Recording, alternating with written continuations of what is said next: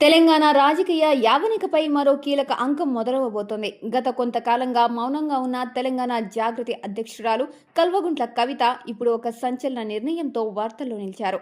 తన రాజకీయ భవిష్యత్తుకు సంబంధించి అందరూ ఎదురుచూస్తున్న ఆ అడుగు ఆమె వేయబోతున్నారు.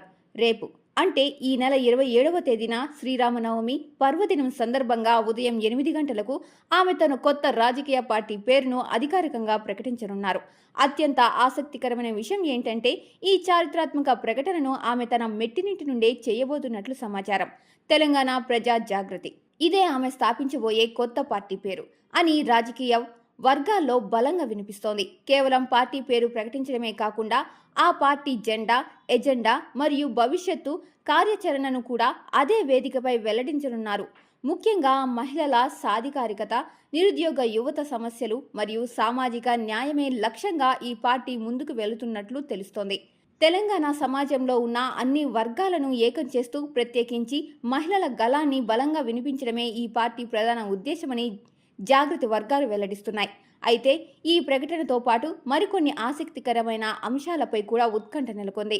కవిత ఏ నియోజకవర్గం నుండి రాబోయే ఎన్నికల్లో పోటీ చేయబోతున్నారు, ఏ జిల్లాపై ఆమె ఫోకస్ పెడుతున్నారు అనే విషయంపై రేపు క్లారిటీ వచ్చే అవకాశం ఉంది.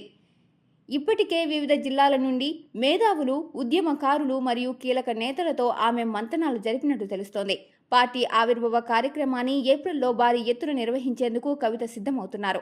పాత కోపాలను విడిచిపెట్టి కొత్త ఆశలతో ఆమె తీసుకోబోయే ఈ నిర్ణయం తెలంగాణ రాజకీయ సమీకరణలను ఎలా మార్చబోతోందో వేచి చూడాలి. మరి కల్వకుంట్ల కవిత తీసుకున్న ఈ నిర్ణయం తెలంగాణ రాజకీయాలపై ఎలాంటి ప్రభావం చూపుతుందని మీరు అనుకుంటున్నారు? తెలంగాణ ప్రజా జాగృతి పార్టీ ప్రజల్లోకి ఎంతవరకు వెళ్తుంది? మీ అభిప్రాయాలను కింద కామెంట్లో తెలియజేయండి. ఇలాంటి ఎన్నో తాజా రాజకీయ అప్డేట్స్ కోసం మా ఛానల్ని ఇప్పుడే సబ్స్క్రైబ్ చేసుకోండి.